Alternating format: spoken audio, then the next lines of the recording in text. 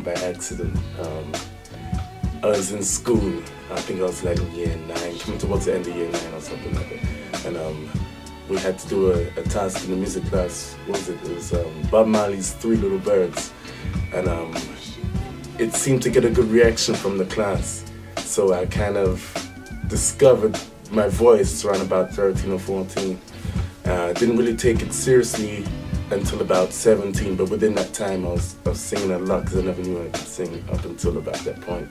In my household, we grew up with lovers rock, reggae, soca. Soca's more the thing from the small islands of the West Indies. That's where my heritage is.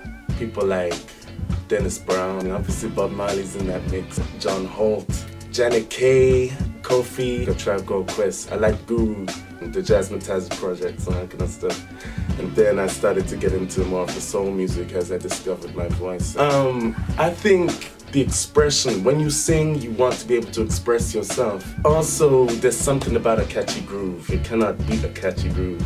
If you got something that you're able to vibe to and it cooks well with your ingredients, then that's a recipe there. There are so many inspirations, but if I had to pick one, I would say Curtis Mayfield. The reason why I would say Curtis Mayfield is because he has been very honest in his presentations, in his writings, right down to lending himself out to, causes such as Superfly, which is based on black exploitation. Yeah, people like Curtis Mayfield, Prince is just funky. James Brown, the innovator. Even Little Richard, because if we didn't have guys like Little Richard coming up in the 50s, then styles that we have today wouldn't exist. And it's a very diverse subject there, because you got styles like rock and roll. The originators of rock and roll were up in the 50s, you know. You got people like the Rolling Stones who have taken inspiration from the likes of Little Richard. So when you have people that have set that kind of standard, it paves the way for a lot of people, opens a lot of doors. I could go on, but yeah, you think you get the idea. The most important thing is honesty. If what you're presenting is not honest, then you're not gonna have anybody listen to what you're doing, you know? You have to have some kind of emotion in what you're doing. It's to come from the heart, it has to be genuine. To me, first of all, I would just like to state that I'm just a human being, just like everybody else. We all have talents and gifts. It's about, as an artist, everything is an art, you know? It's about expressing yourself. It's about finding where you stand. It's about meeting like-minded individuals and seeing what you have to offer and remembering that everybody has something to offer. Social and cultural development is something that affects a lot of different medias. Musically, I always say there's a theme tune to every situation in life. We celebrate things, we mourn things, we welcome in things, we say goodbye to things. Music is there to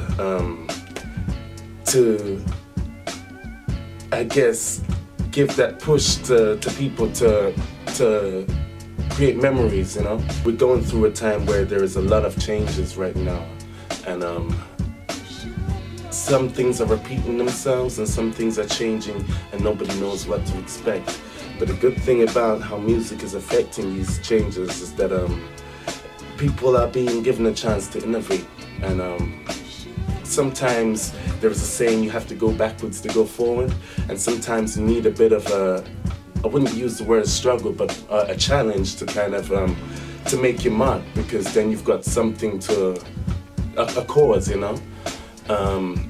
Young people, what I would say is that young people need to start listening to what's been done before, because that's where the inspiration is. For me, that's where I got my inspiration.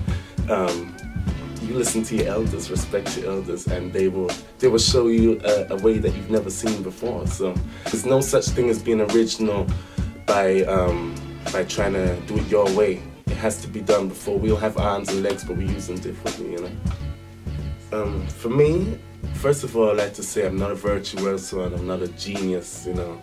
So my sound, I tend to keep it quite simple, because I believe simplicity is more effective. So when I'm assembling a band or trying to get a sound together, I try and, from one still, the main structures are there. I mean, your chord progressions, your your keys and all these kind of things. The band had to put their own stamp on the music, but following my direction. For example, James Brown tells he played on the one, you know. Tells the horn section, give me hits, you know. Once they know their cues, everything is good, you know. But a bass player might play with a bit of attitude, you know. You gotta have some identity. One thing I always look for is for my band members to have musicianship.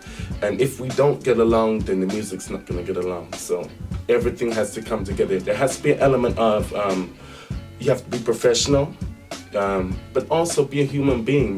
We are a band of brothers, and you have to have some kind of, I guess, comradeship or friendship, you know. It helps too anyway, because then you look forward to playing with one another, and then people look forward to come and seeing you, enjoy your presentation together. It becomes a celebration when you're out playing shows.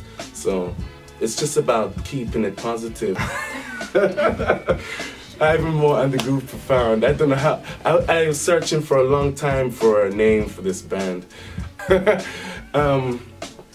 Basically, I've always been into my grooves, you know. I'm funky, you know.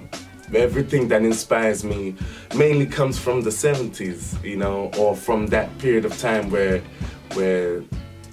groove was the thing. So the sound is about the inner groove, the profound groove, you know. So we're the Groove Profound, you know. It's about look into the groove, check us out, you know. I've always said I've done my job if my music can affect people in the following ways. If people would, I would love for somebody to come and propose at one of my gigs one day. That would be beautiful. I'd just be like, yeah. Also, if somebody, if a couple was to have their first dance to one of my songs, job done. If families could gather around and play, hopefully I'll have a vinyl out sometime, but they would play my records out, come together. I just like unity, and like music, I always compare music to food. If the food is good, you're gonna want more, you know? And it has to be wholesome, something that's gonna keep you full for a while.